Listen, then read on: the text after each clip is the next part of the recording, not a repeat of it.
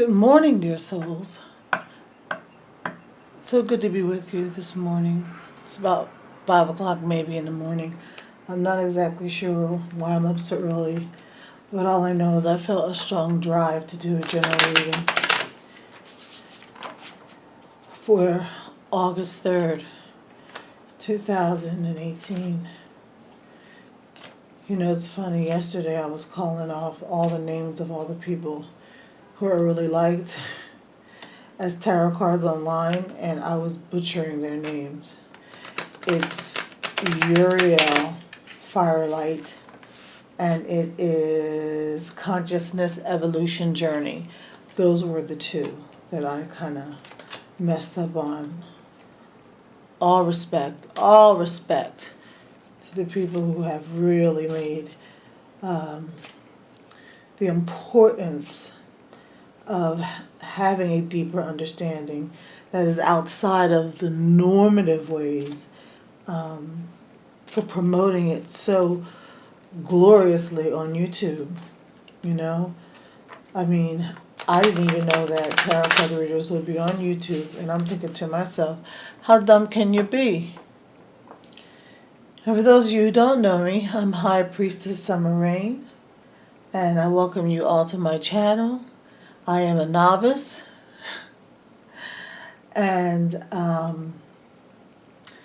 in this process, I hope that you will see my growth as a tarot card reader. But right now, you might have to bear with some things. The deck I'm using, a card fell out. It's just right there. The deck that I'm using is an Egyptian deck. I think that's the end of the shuffling. Let me just wait.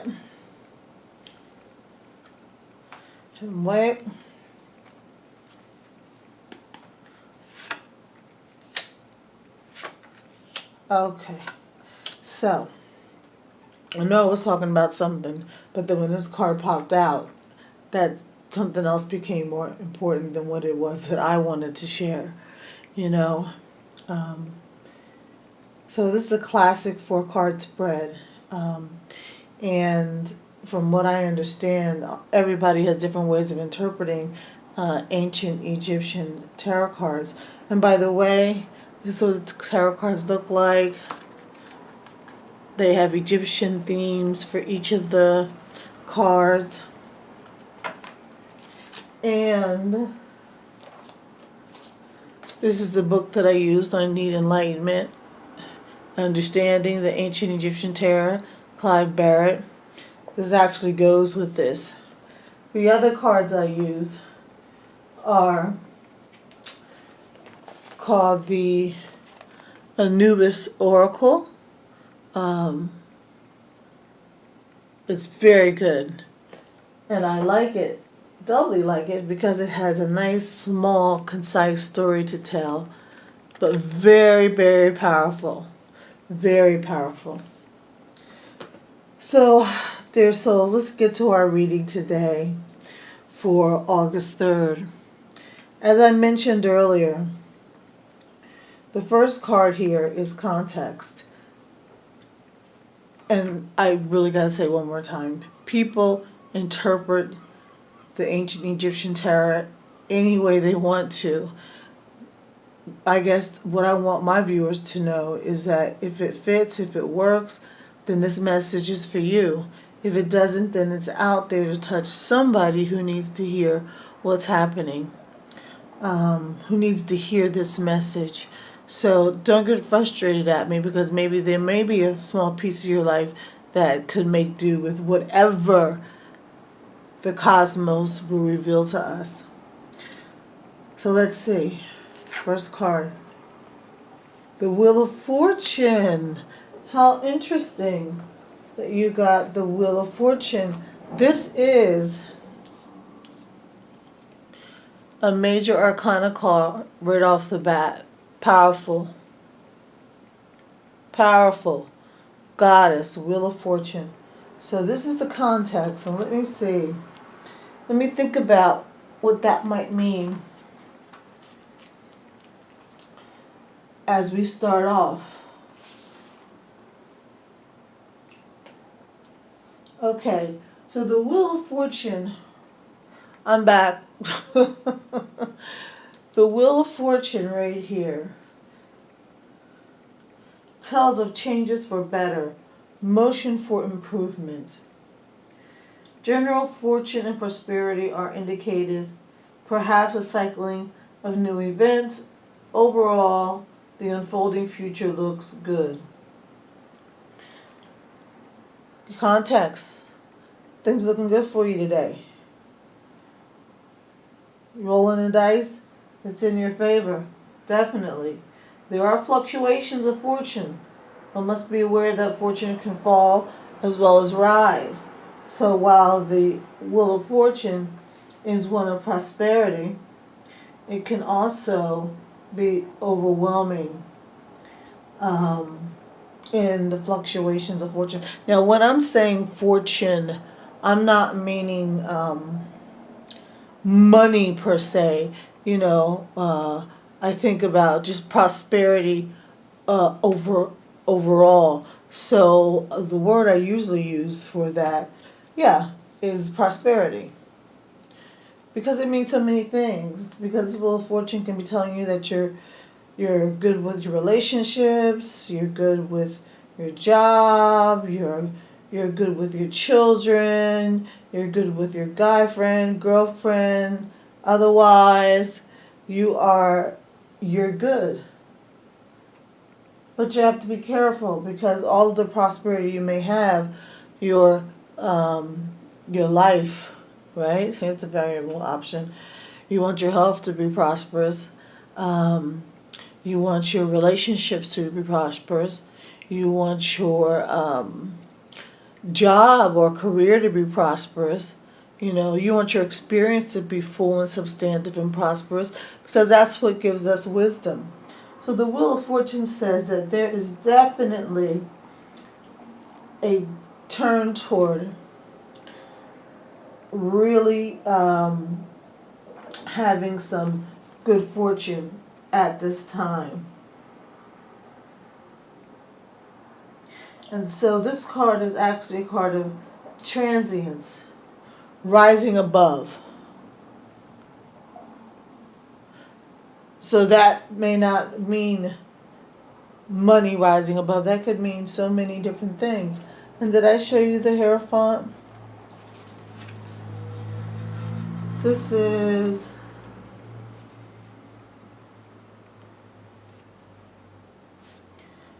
Khnum. He's Khnum. The goddess, he's the essentials individual in this picture. And he works a potter's wheel. And he's shaping creation. Who? Shaping creation. Shaping creation. Shaping creation that comes from your mind, like ideas, imaginings, things that you want, that you dream about. Or it could be the creation of creating a new world. I know with the Wheel of Fortune, it says it's about transits and evolution. So maybe it's about that mind, what's happening up in the mind, changing how you think, changing how you feel. And then there's that potter's wheel. So not only do you have this, but you're still being worked upon when it comes to the area of prosperity. And I think that everybody is actually, really,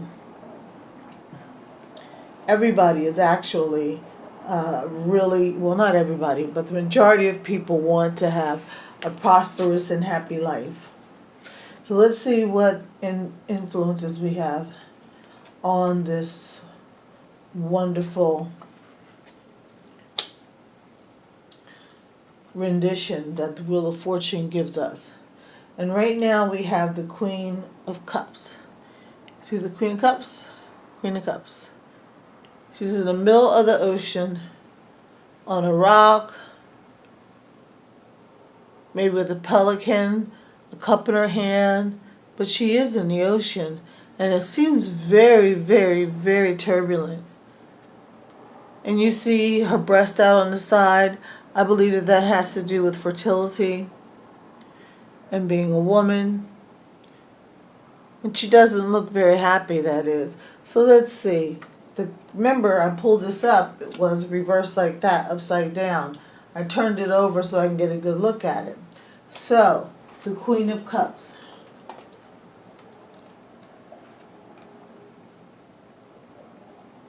The Queen of Cups. She's a very interesting figure. The Queen has the full intuitive qualities of the elements of the water. So, Pisceans, other water signs, she has complete confidence in her instincts and emotions of others. She's a well-developed, she has well-developed abilities and a creative imagination. She's well-liked by others. So, here we go. We got the context, which is prosperity, which is good fortune. And then we have this influence, this karmic, cosmic influence that we need to really focus in on our intuitive powers and have the confidence to walk this out. I mean, you can't walk out prosperity with low self-esteem. You can't walk out success with no confidence. You ever heard the thing that said, fake it till you make it? Well, you can fake it till you make it, but you also need to check in on your intuitive abilities, your intuition. What is this saying to me about what I need to do to deal or to be within this context that has so many things? And you may not even see what those things are because your mind is limited. Your mind is limited by your ego. So you may not even see what is happening here because of the fact that you are not using your intuition. And as a matter of fact, this was upside down. So when it comes to good fortune, you may not be using your intuition. You may not be walking out this in confidence. You may not be walking this out in confidence. You may not be in full capacity of your instincts. You may not be empathic, understanding the needs of others in order to maintain and benefit from the super energy that's coming from this Wheel of Fortune, the prosperity. And remember, when I say prosperity, I'm talking about love, experience, lots of wisdom, friendships, platonic or otherwise, just any situation that you can think of, prosperous in your job. So wherever this makes sense, where you're not using your innate qualities. Did you know that your gut, your stomach area has more nerve connections, I believe, than your brain? So your gut is a better predictor of what you should do than your brain, because remember, it's boxed into the ego. And the ego is a social construction, a man-made construction, an illusion that allows us to live our lives like the Matrix and not know anything. Not know how to take advantage of it, not know anything. This needs to be turned right back up. This needs to be where you are using your intuition. This one here is how you appear to others around you. Like I said, simple spread. And this is the Five of Cups. So let's see what we got going on here. Because we had a Queen of Cups, now we have a Five of Cups.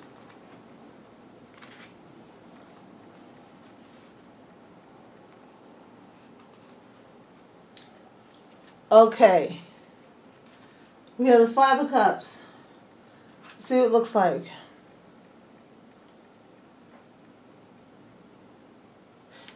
It looks like there may have been a fight. I mean, this guy sitting here with Five of Cups around him, the little baby looking at two people walk away like they're consoling each other.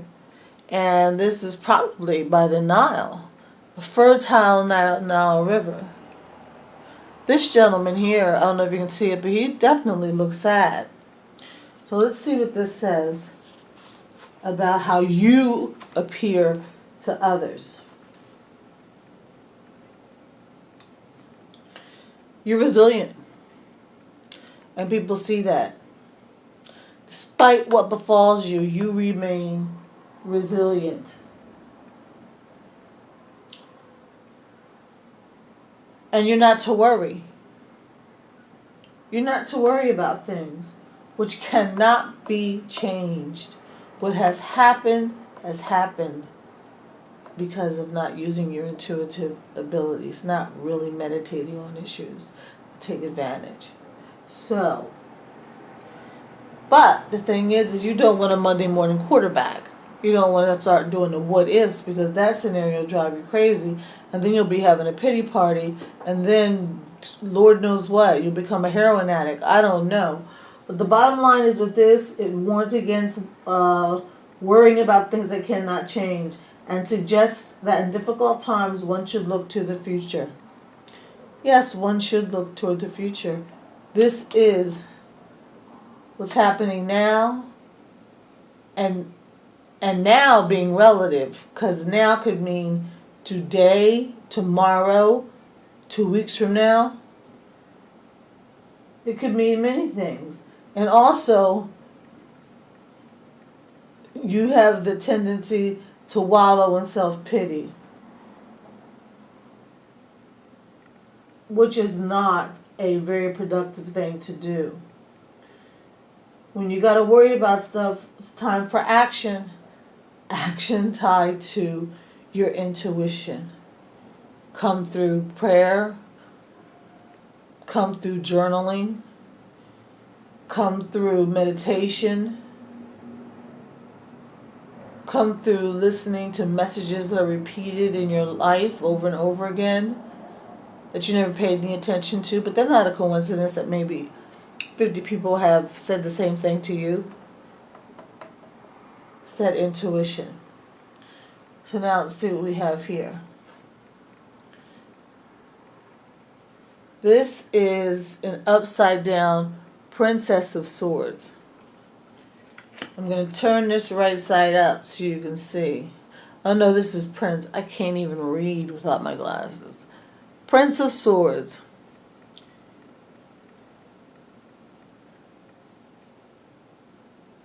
Either he's being exalted or he's putting on a show. He's got a sword in his hand, and his other hand is on a table for which there's a mask on the bottom of it. And this is the Prince of Swords. Now let us see what we can find out about some solutions to this issue, or these issues that you have.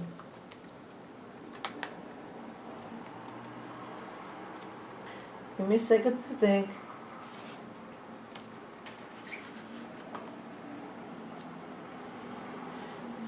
The Prince of Swords possesses a keen intellect. Oh, excuse me, women, this is a woman. She is studious, reserved, and possibly withdrawn, standing out in the middle of the ocean on a rock by herself. She's capable of profiting materially from her ideas, also suggests the influence of powers above and superior of elders, and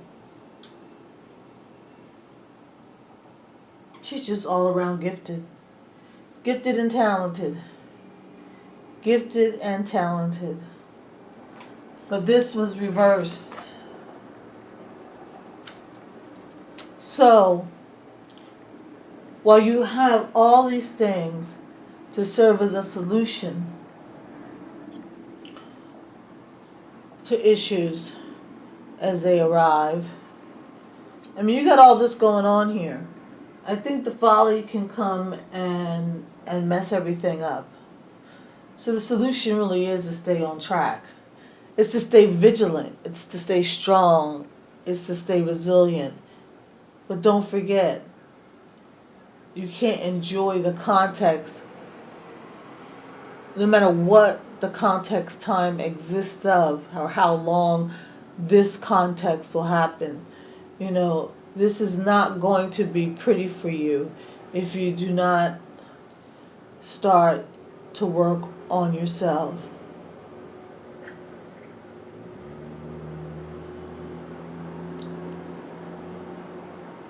So, this is your reading for today.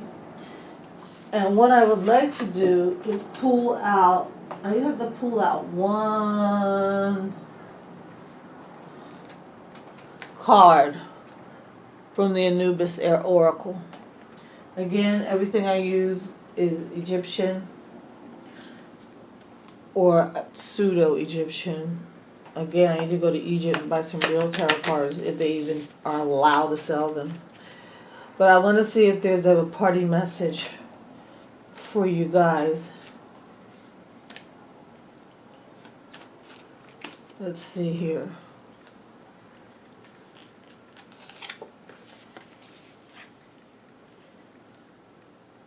Sobek and Horus. Forgiveness and understanding. Now, I don't like to just interpret these completely, but I'm going to read this to you. This is the reconciliation of opposites. Of opposites. The reconciliation of opposites. Of opposites. Forgiveness and understanding. Let's see, what is this? Number 6.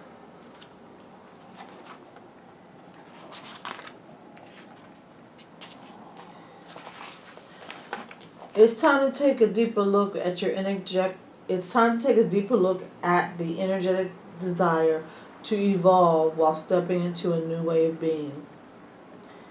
Desire to evolve while stepping into a new way of being.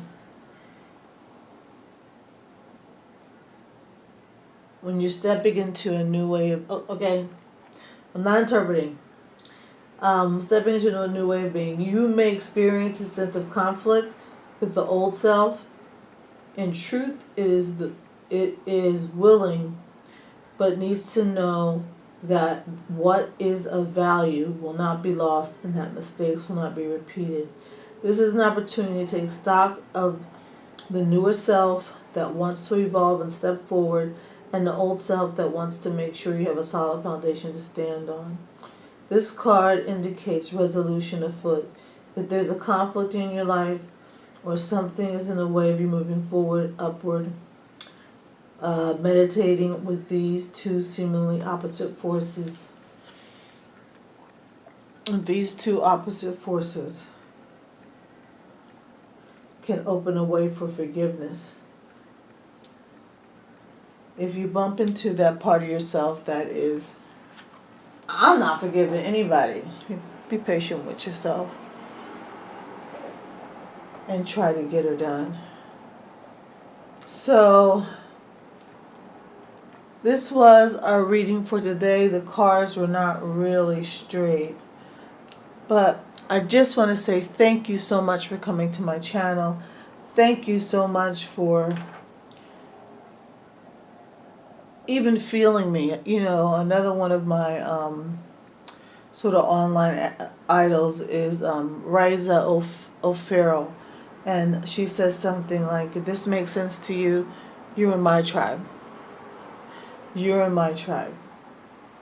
This makes sense to you, you're in my tribe. I wish you a blessed day on the 3rd of August. May all your dreams come true. May you be prosperous in all levels. And may you show compassion and empathy to those around you who may not have what you have. Show them love and kindness. And thank you.